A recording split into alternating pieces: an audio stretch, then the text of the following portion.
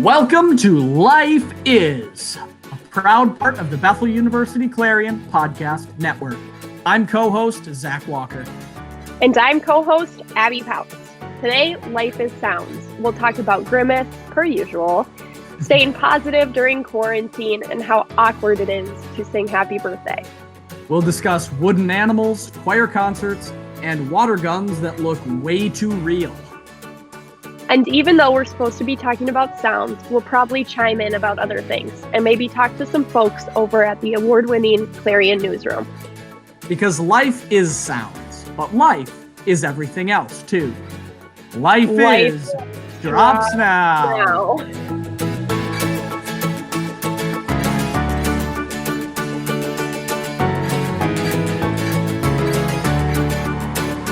Okay, so here we go.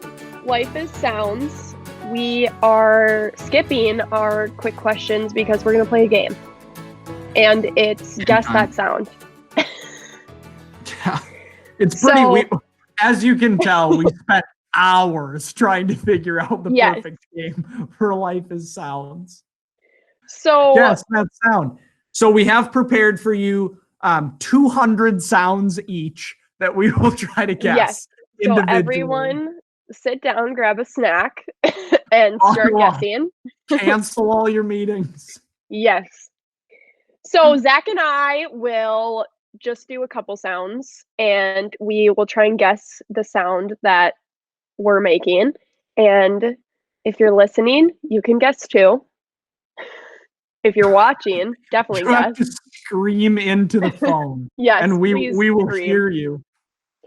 Okay, do you want to go first, Zach, or do you want me to go first? Sure, I can go. Okay.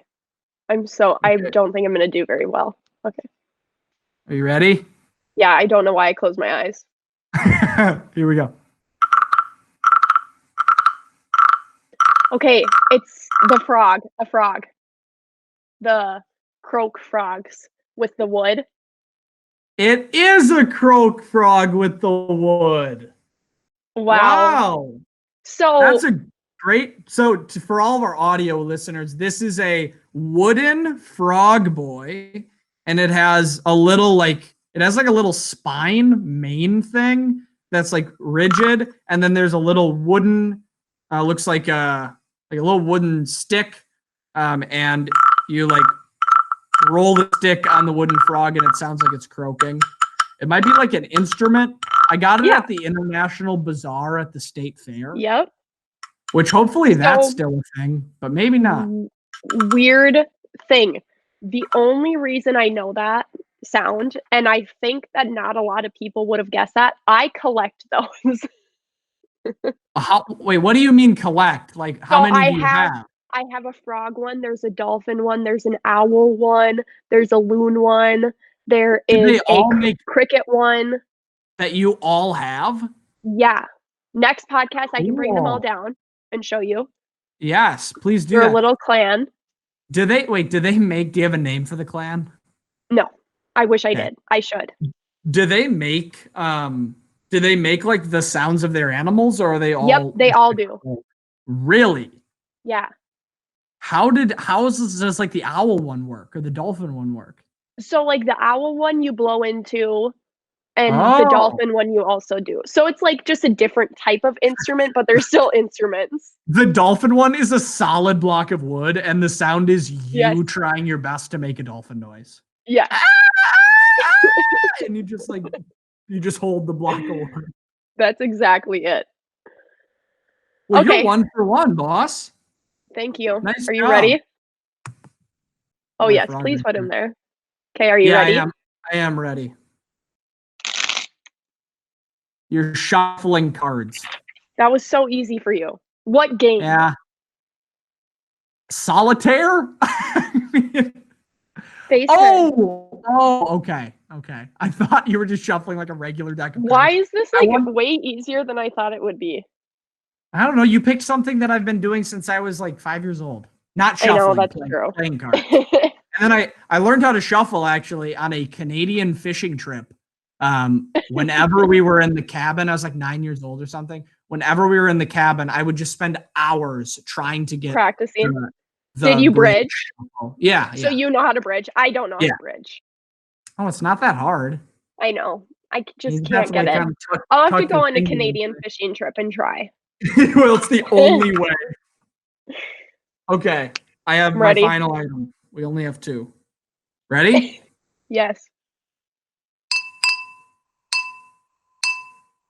Spoon against a glass cup. Not a spoon against a glass cup, but Knife. I'll give you that. No, Fork. no. Ooh, I don't know. Stir It stick. is. So it's it's the little wooden rod from the frog, Oh, because I didn't want to go up and get a spoon or a knife or something. But you're not 100% right. You have to guess what kind of a glass this is.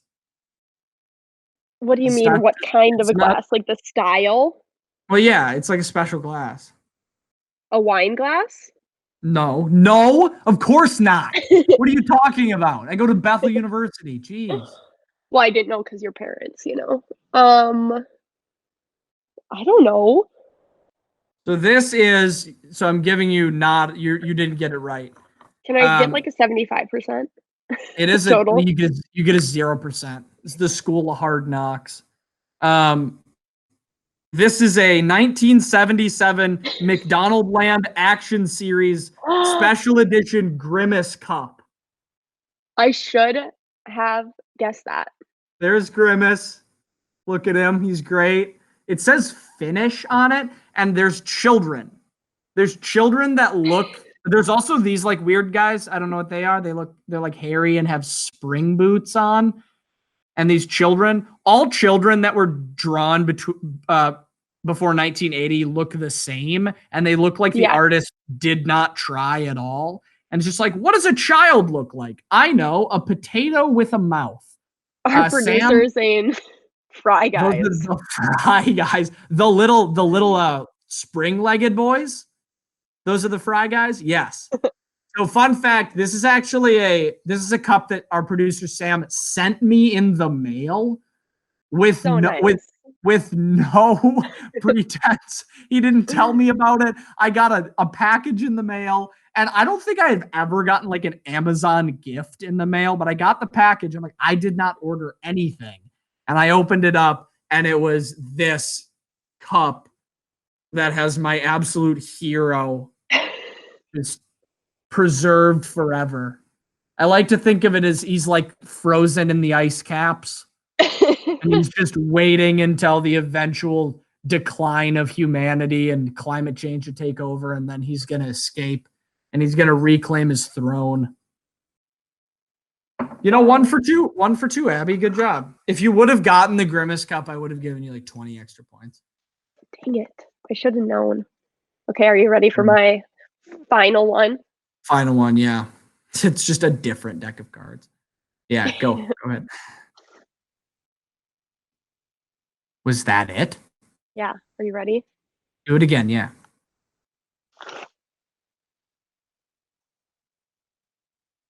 What? It sounds like you're shuffling cards like underwater or something. No, not Do it cards. again. Do it again.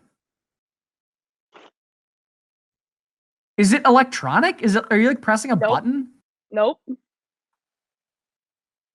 Is it multiple pieces of something? No, kind of, I guess. I'm taking something. Oh, go ahead. Are you like fanning pages of a book? No. Is it a 1977 McDonald's Land Classic Edition No. Grimace Cup? Okay, that's my final guess. I was just pulling tissues out. Oh, fun. Are those puffs? Yep, puffs. Puffs plus Soft. lotion? Softly. Soft? Soft ones? Puff soft? Soft ones. That's their branding. Puff soft ones. I'm Come just on. gonna stick these back in. I hope my parents think that's fine. Well, that's not a good thing to do during the pandemic, but whatever. Let me handle these tissues and put them back in the box. It's like my family will use them, not some randos, so. I think you should give those out to randos. You should go to COVID testing sites and give free Kleenexes. Just hold them.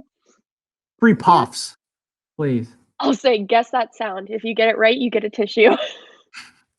If you get it right, I won't cough on you. It's puffs. And if they guess Kleenex or tissue, it's wrong. They have to guess puffs, soft ones. Well, to all our listeners, thanks for joining us for the first and probably only game of Guess That Sound. Unless we play it like every single episode from now on.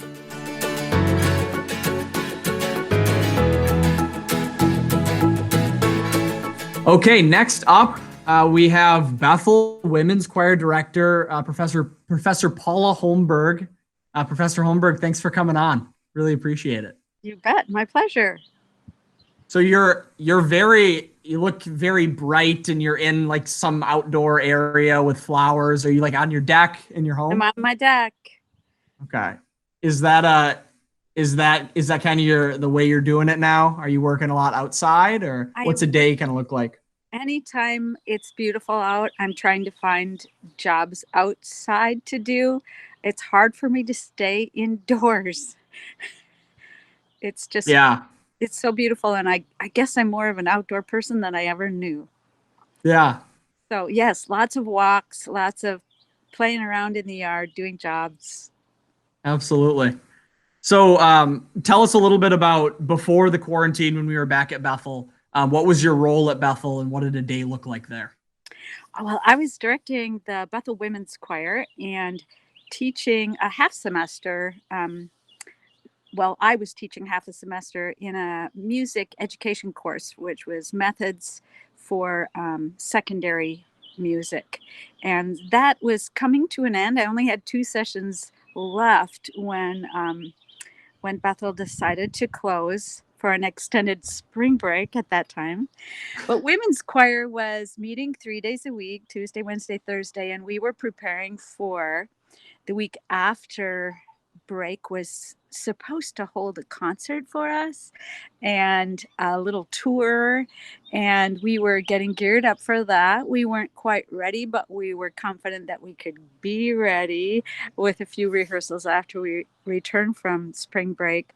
And it was really we were looking forward to a culminating time and that tour where we could further build our relationships among the members of the group, where we would get some repeat performances of our repertoire, which we were mostly loving.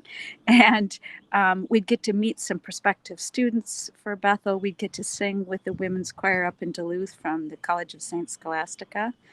So that was all what we were looking forward to in the immediate week after spring break, which didn't happen.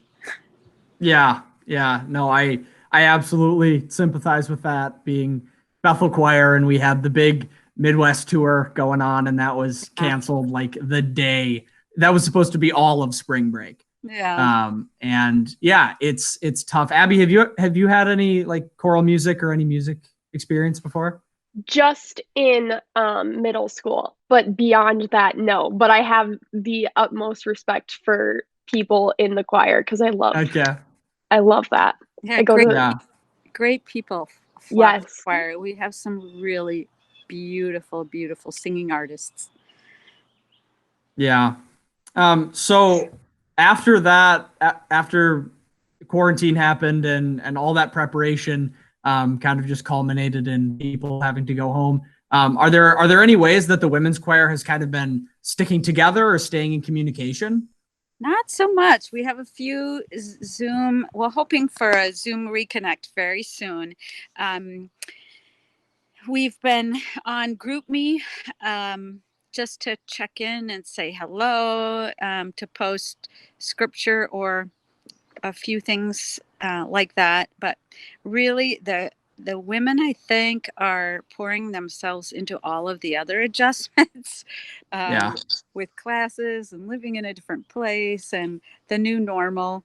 So some kids check in frequently and some less frequently, and as we are all able to do. Absolutely. So what does a day in your life look like now that you're not directing the choir or teaching classes? Well, I feel quite blessed. I would say guilty, but I don't feel guilty. I feel really blessed. I'm sleeping well, good long nights. I get daily exercise. I have time to check in with people who I love. I've got time to take walks with my husband and catch up on some jobs around the house. I've been doing a little painting inside and yard work outside, and we have Zoom Bible studies with our friends at church, and we worship online either through Zoom on Wednesday nights or recorded worship on Sunday mornings. It's a relaxed pace, and I've got to say I'm grateful and finding all kinds of blessing in it. Wow, That's so awesome. inspiring. Yeah. Love that. What do you think are the biggest things that allow you to take such a positive outlook on this, where you can't be a choir director anymore? Like how long has it been since you haven't like constantly been directing a choir? Because you've directed a choir for quite a long time, right? Yeah, it's been 38 years maybe since I haven't been. And I miss that aspect of it. I miss the corporate music making. I miss the inspiration we get from one another in that environment, just rehearsal even.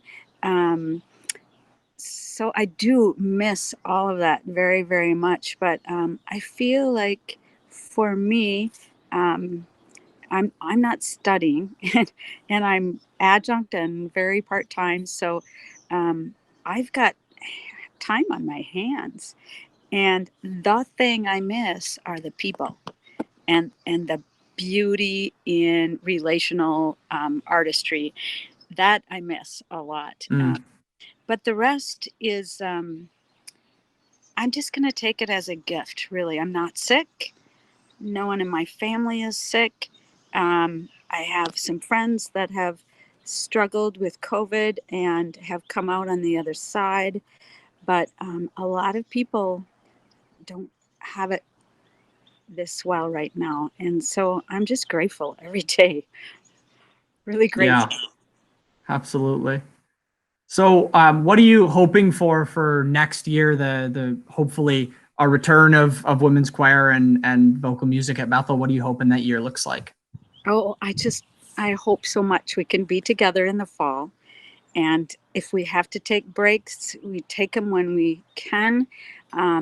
I think the lesson for me is that to maybe not program or plan the most difficult repertoire in case we abort in the middle of our preparations. I don't want it to be, I don't want any minute to be wasted. I want it to be enjoyable while challenging. Challenging ourselves can be enjoyable too. I hope that we get to perform the music that we prepare. And I think we prepare as if it could happen at any time, and in case it would have to happen quickly after a return from several weeks off. Who knows? Yeah. We're building a tolerance for ambiguity here. And, I'm a planner. I think maybe a lot of teachers are planners. And so to not be able to plan is somewhat uncomfortable, but maybe there's a good lesson there too, that we just need to be ready to enjoy whatever we're given next year. I'm just praying that we can be together again. Yeah, I'm absolutely with you. Mm-hmm. Well, thank you so much for that wonderful insight. You. It's awesome to hear such a positive outlook on things. Well, thank you for what you're doing, you guys, keeping this all going, the communication and the storytelling. Good for you. Absolutely. Thank you. For letting me be a part of it. Of course. Yes, Thanks for coming on, Professor.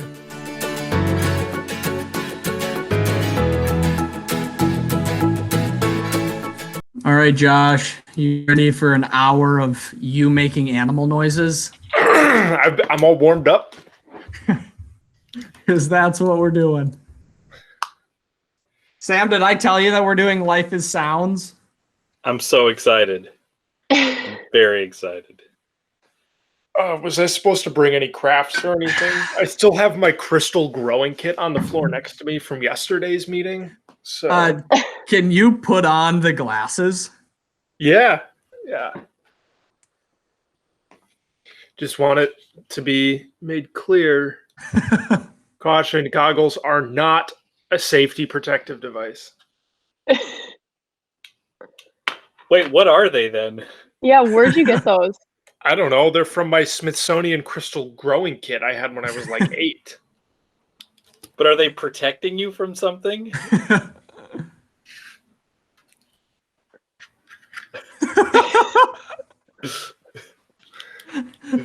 You're ready for science now. They're a little small, and Oh my eyes my are still goodness. kind of sore from wearing them yesterday because they eventually will slide up, just kind of dig into like right underneath my eyes like that. So You're ready for science. these things have also been sitting in a box for years, and they're filthy. So Wait, Maybe don't put those by your eyes. Those seem like the best. I feel like that could be a good COVID mask. You put I'll that probably over your wear it when I mouth? go to the grocery store this week. Yeah. People do that. People are wearing goggles. Actually, I won't wear these goggles because these goggles are not a safety protective device. Of course. What's been the funniest like alternative mask thing you've seen like on the internet or anywhere? On the I've internet, just seen... Oh, go no, ahead. go ahead, Abby. No, I've just seen people like take their shirt and do this Feel like that's not Like, doing anything. throughout the store. So they're like holding it up while carrying things. It just looks like a mess. On the internet, I saw a picture of a guy who had like cut up some pool noodles and like built a helmet to like have them stretched out. And the funniest thing about the caption was he was looking like straight at the camera, like from across the store. And the caption was just in quotes, like, "What virus?" As if, you know, the guy was wearing this helmet to the store every day. The best thing I've experienced in my life is that my grandma made us some masks. Just, you know, they go around the ears with the elastic. The elastic, first of all, was too small, so it wouldn't stay on. But also, she built a pocket into the mask for us to put a paper towel in as a filter for a mask. Because everybody knows that paper towel is the number one CDC rated filter during an outbreak. Well, yeah. I mean, it has to be Bounty, the quicker picker upper, of course. It can't be anything else. Like, I will waste no time picking up the COVID-19 particles floating through my mask. yeah. Well, Bounty picks up viruses 2 times better than the next leading brand. Didn't you know that? Wow. That's how Zach, Bounty rolls. that's crazy. This is gonna be part of the segment, and I'm just gonna introduce Josh right now. This is editor-in-chief of the Clarion, Josh Downer, friend of the podcast. He's been on all the time, but we're in the middle of this, so let's just It's keep Josh's going. birthday today. Is that true, Josh? Yeah, it is true. Happy Oh my birthday. gosh! Happy birthday! Should we sing, Thanks. Zach? No, please don't. It's a sound podcast, so I I feel really like we have don't to. want you to. No. We Yeah, we can sing. I'll sing one note. You sing the other note. Josh, are you in Abby's camp of hating your birthday? Or not hating your birthday, but just like not wanting it publicized? I don't really like my birthday being publicized. I've been really anxious all day because people have been messaging me all day. Yeah, It's like, oh, I it's have to respond to stressful. so many people. And it's then like I go on people that Facebook. don't even care, right? Yeah. There's a guy I went to high school with, like for just like sophomore year of high school. I was not even friends with him. I had one class with him, and he posted on my birthday, but he didn't post today, which is my birthday. He posted yesterday at like 9 p.m. about my birthday. It was like, he wanted to be the dude, first one. what?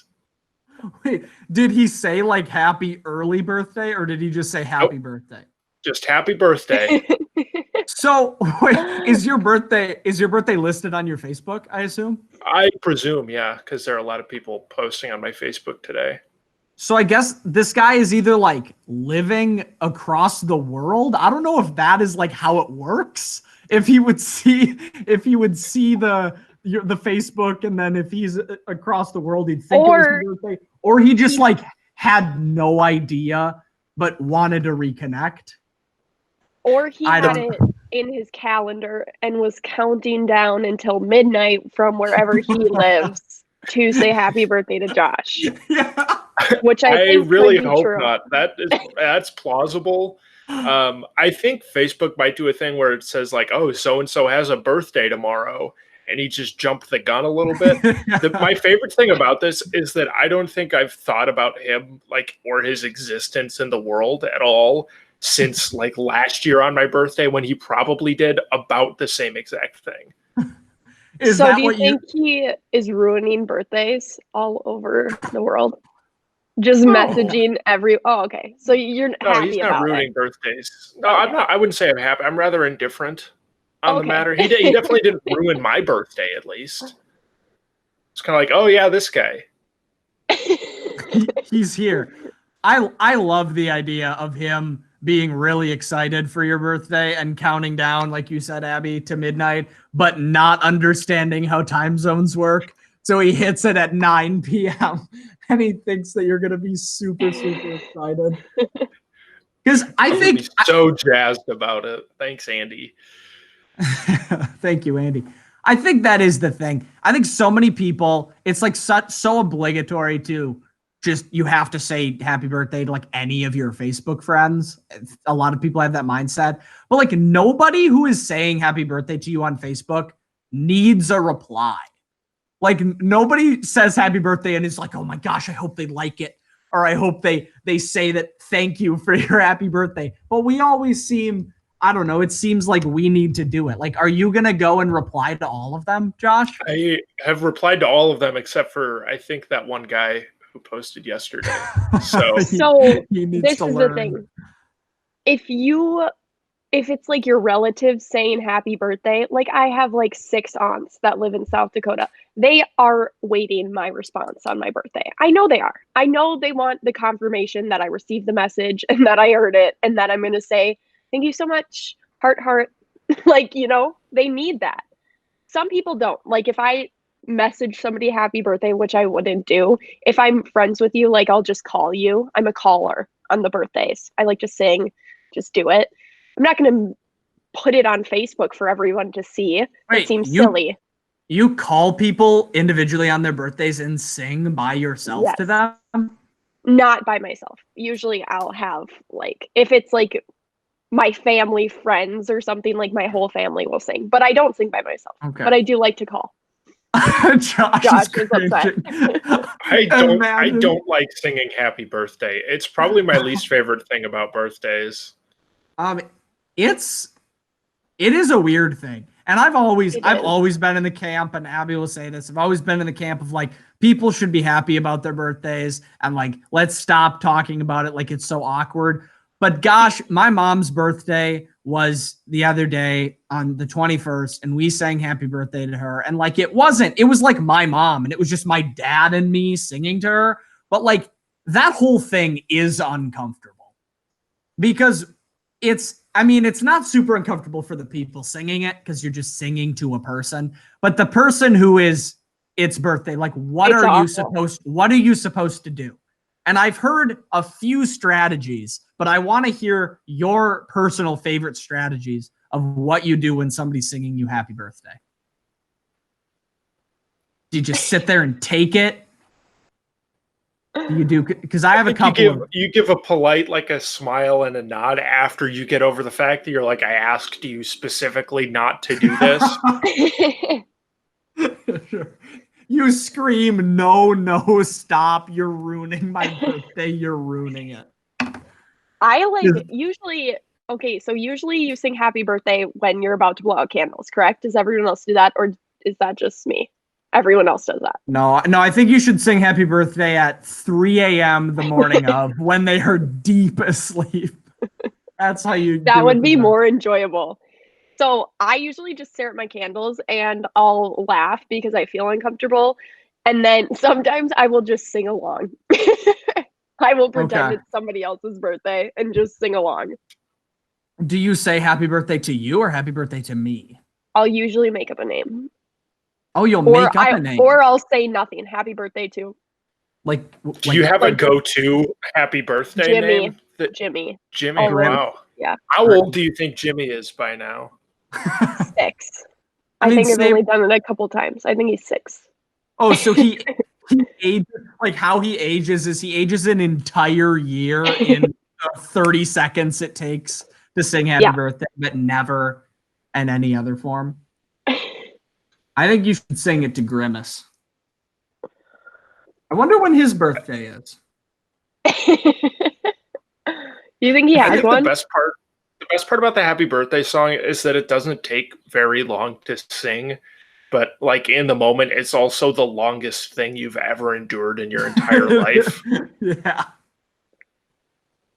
Yes, it is. My grandma used to tell me when I wash my hands to sing happy birthday 2 times, and that's the most enjoyable happy birthday experience I've had. Do you still do that? Yeah. Sometimes I'll say the Lord's Prayer. If I'm feeling anxious, I usually just say the Lord's Prayer when I'm washing my hands. And I do that when I wash my face at night. Gosh, I'm Could you exposing myself. act it out just so we can get a better visualization of what this is? Okay, well, for washing my face, Our Father who art in heaven, hallowed be thy name. I do that, and then happy birthday to you, happy birthday to you. I love this is so unbelievably Bethel and so unbelievably Midwestern. I love that it's you fluctuate between happy birthday when you're feeling good and the Lord's Prayer when you're feeling anxious. Like you have a big test tomorrow. You know you're not going to get that much sleep, but that is what comforts you. You know what really calms me down, in the middle of an epidemic, Talk about having my daily bread. Yeah. Exactly. Because the Lord will give us this day our daily bread. He will. He will. There's nothing to worry about, really, with the Lord's Prayer. I found a picture on Pinterest of Grimace at a birthday party receiving a present from Ronald McDonald. I'll share my screen. So it says Grimace's birthday, 1994. Wow. But it doesn't say the day. It's just on Facebook. And I feel like Grimace is as old as time, right? Yeah, Grimace had to have been created before 94, right? Yeah. Well, I think it was on the 8th day. The Lord created Grimace. I think okay, that's... so I'm on the McDonald's fandom wiki page here, the Grimace section. He's a large purple anthropomorphic being of indeterminate species. He's supposed to be a grape shake. We've figured this out. A large purple monster, it says, who was first introduced in November 1971 as the evil Grimace. Do you know the evil? Wait, that's the evil Grimace? Yeah. So that's the second one because there's good Grimace now, right?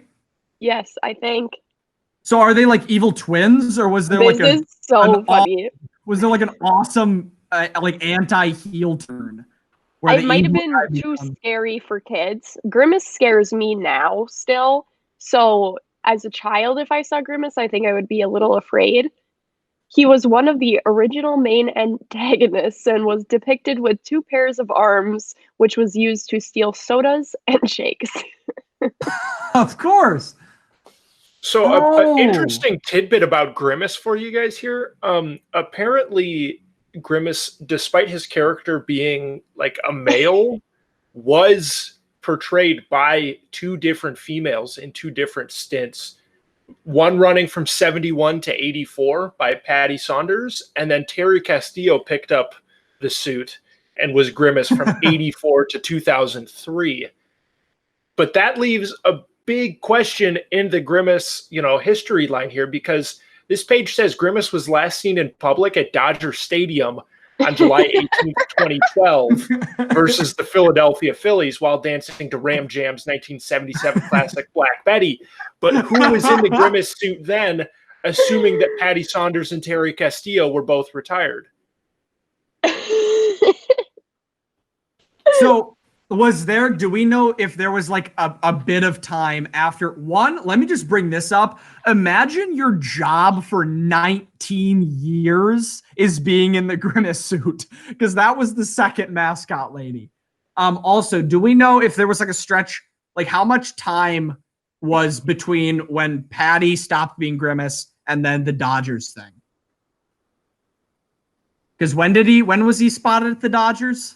It was 9 years after Terry had hung up the suit.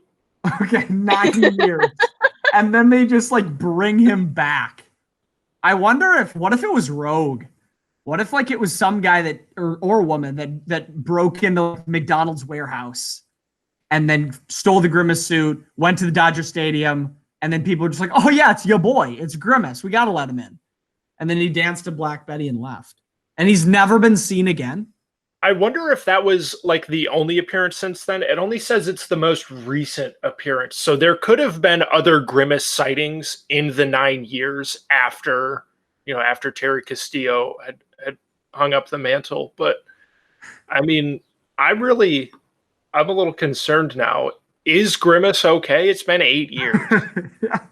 Oh, there's a great article out there on medium.com, host of the award-winning Royal Report, medium.com. And it's a guy that's writing about how Grimace might be Donald Trump's next target. So I think that's what Grimace needs to be fearing. And that's what I think all charities need to reroute their focus to. All charities should funnel money into McDonald's corporate so they can save Grimace. Do you think Grimace has been in hiding since 2012 because he knew that he was on Donald Trump's indeterminately long hit list? Yeah. If I'm not mistaken, didn't Trump mount a little bit of a campaign in that year? But it was seen as more of a comedic thing. I believe you're right. Yeah, I think in way back, I'm trying to look it up. Like teased a campaign in some, I don't know when it was. Yeah, here we go. I have a report from theguardian.com, May 16th, 2011. Donald Trump bows out of 2012 U.S. presidential election race. Wow. And I don't think it's a coincidence that within the year after that, Grimace was seen for the last time. I'm starting to worry that Grimace is not in hiding, but that Trump actually bowed out of this race because he knew he had to take care of Grimace before heading for the GOP nomination. Before 2016, because Grimace was gonna be there next to him. He's gonna be the person he was gonna face. Grimace kind of is like, I guess, the cartoon version of Donald Trump, isn't he? Like, if there was is there a better cartoon, anything that could be Donald Trump other than Grimace? I don't know why I just think Garfield right away. I don't. Do you know? It just popped right in my head. Well, do you know, fun fact about Garfield, is that Garfield hates Mondays. Did you know that, Abby? Garfield hates Mondays so much. So much. But do you know what he loves? You know what he loves? He loves lasagna. He loves. What a goofy cat. Huh? He's so crazy. Do not get that crazy cat next to my lasagna or he's going to eat it up. He's going to eat it up. And he's going to be sad if it's a Monday. Gosh, he hates Mondays. Oh, Garfield. What a silly goose. Oh, what do you guys think Grimace sounds like? Do we know? Their video? Fat? Like an idling 15 horsepower boat motor? Yeah. He doesn't speak. I don't think he would speak. He makes a medium pitch noise. What is that? Does he make any other noise? Sam says he talked in 1980s ads. I bet he sounds terrible. I bet he sounds like this. Like, Yeah. I'm Grimace. Welcome to McDonald's. Sam says pretty close. I feel like I'm on a personal blog about Grimace now, just kind of following this wormhole. And at the very top of the page, it says, "Warning, this page not intended for children or cattle." It's titled Theories on Grimace. I'm convinced that when you look up anything about Grimace, because we've done it too many times on this podcast, you find the weirdest things. Like, for my people also ask on Google, is Grimace black? Who knows? I think I don't What think he is has the a race. synonym of Grimace? Is Grimace a purple chicken nugget? No. Like, like, what does people also ask mean? Like, people, like, one person has ever asked this? Because I can't see, like, our good community typing these things into Google. There's a secret society of people out there forwarding the idea that Grimace is a purple chicken nugget. I just Josh, found a 1984 Grimace commercial. what are you? How are your Google skills so advanced? Your Google skills are insane. Like, we say something and you bring up this like crazy primary source. I am on YouTube right now. It looks like this was sourced from vintagetvcommercials.com, a great website, presumably. I'm petrified by what I've just seen. The Hamburglar just tried to turn Grimace into a McDonald's cheeseburger and then inadvertently touched his own face, turning himself into a McDonald's cheeseburger. Is that the Hamburglar's power? I think it was a dream. Oh, but wait, it was a dream of Grimace or a dream of the Hamburglar? I mean, Ronald McDonald was there too. But Grimace was there, and Ronald saved Grimace. What a crazy commercial! What a crazy ad campaign. Also, why did McDonald's change its ads? Because now it's like it's bad. It's just like, here's a Big Mac. It doesn't look that good, but it's like, we know you're gonna eat it, so we're gonna show you it again. McDonald's Land was so awesome, and I never lived it. Like, I didn't either. I just found out about it. If I could take one thing from the past and bring it here, it would be McDonald's Land. I guess I remember my hometown McDonald's before they got all fancy. You know, remember that time like a couple years ago when all McDonald's got like modern? Like the one in Arden Hills is super modern. And they're like, what are you trying to do? You're trying to fool us, McDonald's. Like, we know you're not any farther up than a 1-star restaurant. Like, you're here, we'll eat your food no matter what. Your floor could be covered in an inch of grease and people would walk in and eat your food. And they're trying to build themselves as some chic place. But no, I remember when I was a kid and my McDonald's in my hometown of Baldwin, Wisconsin, had a Grimace chair that you could sit in, and it was great. It was like hard plastic. I wish it was like a plush gel material, so it would be like if Grimace was Santa Claus and you were sitting in his lap. AKA the dreams I have every night. I did just find a clip of Grimace talking.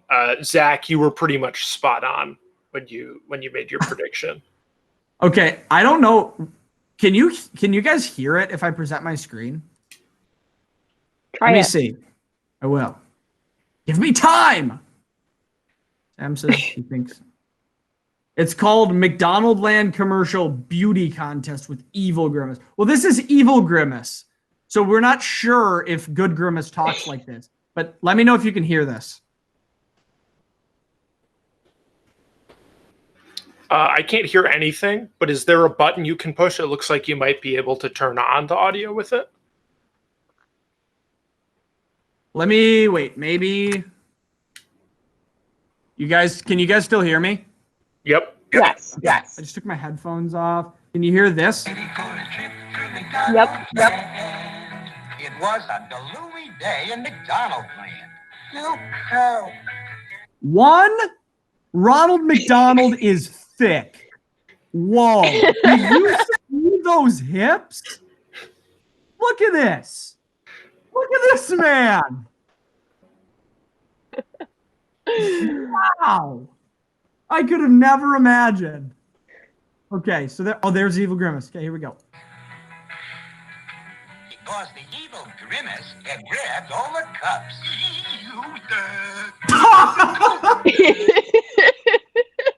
Thinking quickly, Ronald described himself as a mailman. And a special delivery for E. Grimace. Oh my! I've been picked for the McDonald Land Beauty Contest. Discovered at last. Picking his nicest swimsuit, off he went. So I was spot on. I think I was kind of spot on too. I think he has a little bit of the undertone. I guess. I don't think I'd call it spot on. Just a subtle hint of undertone. Yeah. Yep. Yeah. Like all good evil villains. Yeah. Wow. Well, that's the sound of the day, is Grimace talking. I wish for Grimace, sure. I wish they made Grimace into like a genius. Because I wish they would. He just seems like he's not intelligent. But I feel like he's a schemy little guy. Do you think Evil Grimace traded two of his arms in for a higher IQ? Who did he trade him into? Ronald? Like he asked Ronald, he's like, I wanna be part of the team. Ronald, I'm sick of this lifestyle. I'm just bumming around. I think he actually turned them into Michael Keaton's character from The Founder, the Netflix movie about the creation of McDonald's. Grimace became Ray Kroc and went back in time and created a McDonald's where he wouldn't be evil. That is the timeline. And that is what we're going with. This may be the longest ever segment on this podcast. Who knows? But it was packed with the best material. Josh, as always, thanks for coming on. Everybody go out and subscribe to Treading Warm Water, Josh's podcast. Excellent podcast. Bethel Clarion Podcast Network. I'm a guest sometimes. Abby's a guest sometimes. The takes are hot. Grimace might be on there at some point. Thanks for coming. A lot of content about content about Tom Hanks' Sully on that podcast. Oh, yes. That's a whole nother podcast. We're gonna do Life is Sully next week. Everyone make sure to message Josh happy birthday. How could you do Right that now. to me?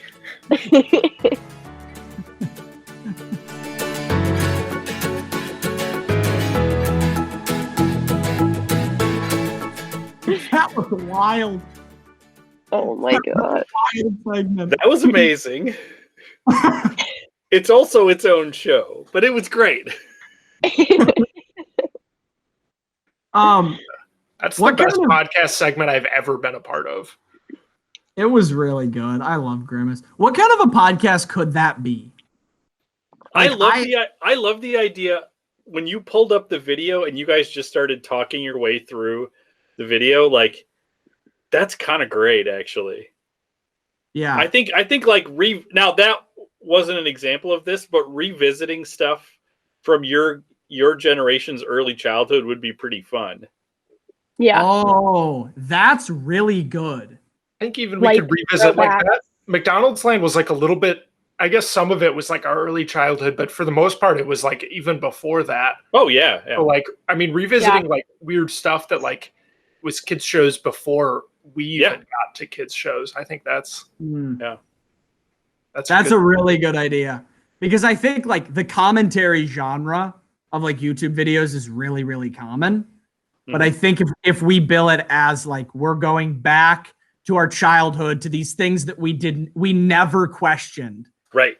and we pick, because I could see it as like these could be like 45-minute or something episodes or something, and we pick like a topic like McDonald's Land or like Nerf, and we watch a ton of commercials. Yeah. I would love that. Let's all like go through like frame by frame an episode of Arthur. Just see what we missed. That would be great. Honestly, It's crazy the stuff that like doesn't age well. So when I was a kid, like water guns were really popular. You guys had water guns growing up. What did your water guns look like? Mine were like it was like a tube and you'd put it in the lake and like slurp it. Yeah, and they then- were bright colored, things like that. Yeah. When I was a kid, I swear to God this is true. There was a water gun company called like Entatech, and its slogan was, now this is for children's water guns, the look, the feel, the sound, so real. It looked like you had a Beretta or like a machine gun or an Uzi. Like the whole point when I was a kid was, how real can we get these things to look? Oh my goodness. It's Entertech. Entertech, yeah. Oh my word. I hate to break it to you guys. Now defunct. Not around anymore. oh my gosh. Yeah. No way. What the heck? I owned Entertech water guns. These are crazy. You'd be put on a watch list if you own those now as a kid. This one is an RPG that says Rambo on it. Wait, My how would goodness. are you looking at the one that has like the C4, like the TNT launcher? So Sam, how did they work? Like, was it like electrically propelled out? Yeah, they had batteries because they had sounds too. Were they loud and like sounded like you're firing a gun? No, they weren't that loud, but they looked pretty real. Like from a distance, they looked pretty real. Oh my gosh. That's You guys crazy. were born too late. This is very common. I think that all the time. This is late Cold War era America. I just tried to get to a commercial for Entertech through a website called ar15.com. It was titled, "This toy gun commercial would never be shown on TV today." And I clicked on the link and it was blocked by my network administrator, which means my dad's internet filtering does not allow this Entertech commercial. Wow. So this is crazy. I guess they did a whole Rambo like ad campaign when Rambo was big. And this is one of the ads. Look at this absolute. Oh my gosh, my uncle had one of these. Look at this kid. Is that a K-bar? And the tech knife? Yeah, the tech knife is Oh my it has goodness. nothing to do. America's favorite hero wants you. From the hit movies to the scene syndicated cartoon, Rambo is everyone's number one tough guy. Everyone. Is the headband included? I'm sure. It also mentions, and I do not believe this, each set is authentically detailed and built as tough as Rambo himself. Like, are you telling me these tech knives are made out of like carbon fiber and they're really sharp? What? The knife is 15 inches long. Yeah, the point was these were as real as you could be and still be safe-ish. That's safe-ish. You guys feel like you had a coddled childhood now? Yeah. This on the bottom, it says recommended for ages 7 and over. Yep. Dude, my Oh my crystal goodness. growing kit isn't even recommended for 10-year-olds. The kid that came with these goggles. Way too young. You have to find an ad at some point because the slogan, the look, the feel, the sound so real is such a great thing for a kid's toy gun. Oh my gosh, does this one come with a bag? I think so, yeah. Is this a bag to hide your pistol in? I think it holds water too, is the idea. Also, this look is great. Yeah. Abby, I feel like this is a look that you can pull off right here.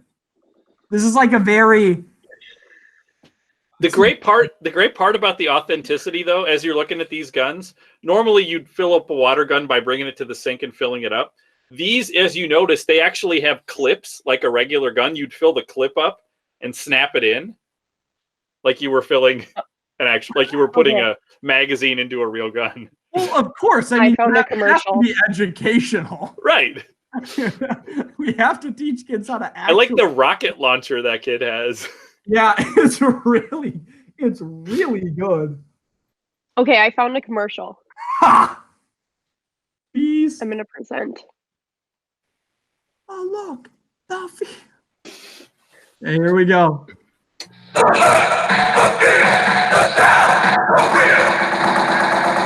DAK centerfire, automatic water weapon, batteries not included, with up to 30 feet of firing power, an extra clip for reloading, a shoulder strap for moving out. There's also the M rifle, the sidekick pistol, the RPG rocket water launcher, the AK centerfire.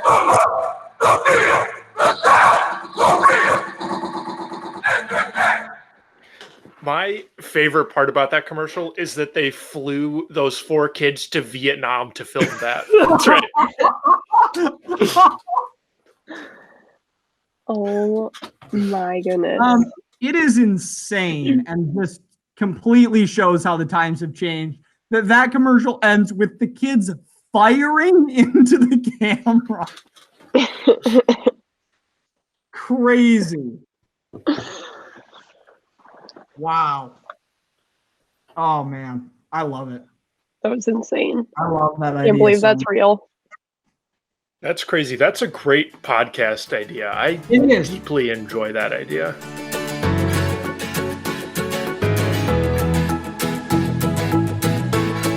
Okay, Abby, question. And this was a question posed pretty much everywhere, but posed in my 11th grade psychology class, and the answers were insane. If you had to lose one sense, what sense would that be? That's such a good question. Personally, smell I could never lose. Smell is so important to me for some reason. Oh, okay. I was not expecting that. Yes. Because that's my answer. Oh, it is? You would Yeah. lose smell? I would lose smell. I think it's the least important one. Okay. I mean, it's like cool smelling things, and you lose a lot of taste without smell, but like you still have taste. Like if you just had smell and no taste, that would be so disappointing.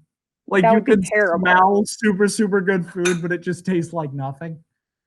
So I think, okay, smell's so important to me because when I smell something, it makes me remember something, whereas like other things never do. Like even if I see a picture, I remember it, but if I smell something, I can remember exactly where I smelt that smell.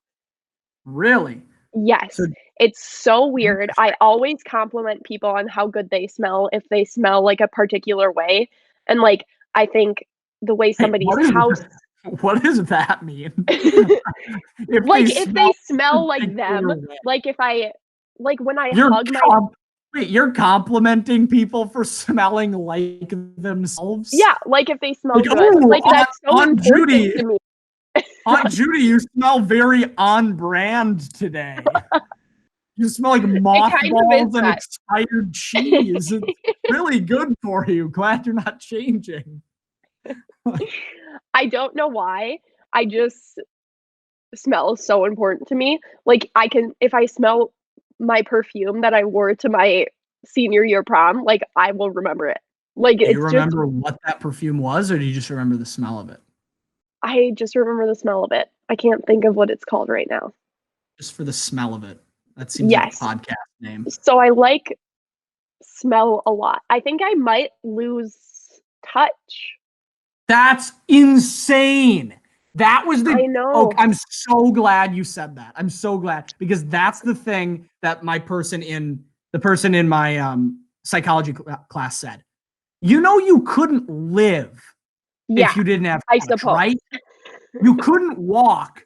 You wouldn't know what breathing is. I mean, you could probably still breathe because it's just like a subconscious thing. Yeah. If you got hurt at all and didn't know it or something, if you were broke a bone, you just wouldn't know. You could get a deadly disease and you wouldn't have any idea. I think the biggest thing is I don't think you could walk without touch. I don't think, yeah. You could not walk. You could not pick anything up. You would be in a vegetative state. You couldn't do anything. Imagine all your limbs being numb. You know when your leg falls asleep and you can't walk with it? Yeah. Imagine that, but there's just no feeling and you don't know where you're going. You couldn't move your limbs. Dude. I don't think you could because when you move your muscle, you're feeling that. Yeah. And isn't that part of touch or maybe that's I don't something know. else? But I'm pretty sure it is. I feel That touch is you can. I think you could feel your body move, but your body, if it touches something, you won't feel it. So if you just get stabbed and you live. But that's the thing, yeah. How does that work? That doesn't, no, that's not what happens. If you lose You touch, become you're a not, superhero. you're not immortal. Yeah. What? Because that's an interesting question. If you lose touch, do you still feel if you move your shoulder like this? Can you still feel that? I don't think you can because what touch is your nerve endings and all your nerves. Yes. So if you lose touch, all your nerves just don't work. I think I'm not an expert on this. I think your body would still. I don't know. I guess I don't know anything. You could. I don't think you. So could then, walk. so then I think smell is probably the least important. But to me, it would be so sad to lose. So you're still going with touch? I don't know. It's too hard of a question. I don't want to lose any of them. I mean, I guess maybe if you lost touch, your life would just be I mean, you wouldn't be able to be active at all. Yeah, but I'm already that. You would really be able to just take in a lot of the world. You'd just be sitting around watching movies and smelling things and eating things and listening to music. Trying to squiggle my body around since I can't walk. Yeah, exactly. No, you'd have to have help doing everything. Also, could you eat food? Could you swallow? I don't know. If you don't have touch? I don't know this. But I feel it's all nerve. We need an expert to come on. Yeah, subject matter expert. Because Grimace would know. I bet he would too. We gotta get him on. But that was the craziest. I'm so glad you said that because I was in awe when somebody said that because what her reasoning was touch because then I couldn't feel pain. Oh, that's dramatic. And I raised my hand and I'm yeah, but also you would be dead. You couldn't do anything. And you can feel pain mentally. Ooh. So yeah. Whoa, deep. Yeah. Well, we're in the what do you mean? Question Are section. you saying you could if you broke your arm it would hurt even if you wouldn't have nerve endings? Or you mean no, but I think mental illness and stuff. Yeah, mental illness. Yeah. I think mental abuse might be more hurtful than any type of physical abuse. I mean, yes, there are extremes, but day to day, I think. Oh yeah. But I don't know. I agree. I mean, yeah, people. There's a lot more mental turmoil in the world than there is physical. People are, and unless you living a crazy reckless life. Physical turmoil is usually just very exceptional and circumstantial. You fall off your bike like I did when I was doing a sick wheelie when I was 7. You break your arm and you're I broke my arm. And then it hurts. Stub your toe. Yeah. There's a lot of mental turmoil, stress. That's all the time, always. So that's a thing that's going on. But are there deep... Oh, sorry. You have a deep No, question? I was going to say something stupid. No, I was just going to say, imagine punching a wall and it didn't hurt. But let's go. I know. I think without touch, you just become the Hulk. You would become the Hulk. That's what we figured out. Do you have any sounds that really get on your nerves?